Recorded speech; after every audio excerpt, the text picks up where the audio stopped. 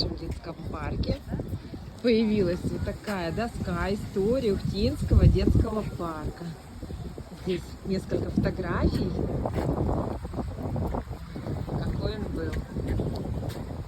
Генри. Зимой легко ходить. Где? Вот здесь? Вот это шапки, уши, все открыто. Снег едят, что ли? А мороженое еще едят зимой. Ворота.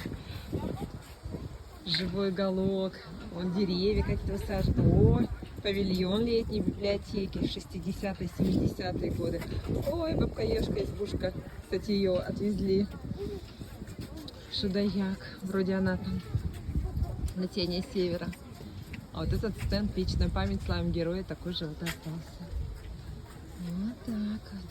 Ну, правда, дети мороженое едят зимой. О, ухтинские дети суровые. Ничего не боятся.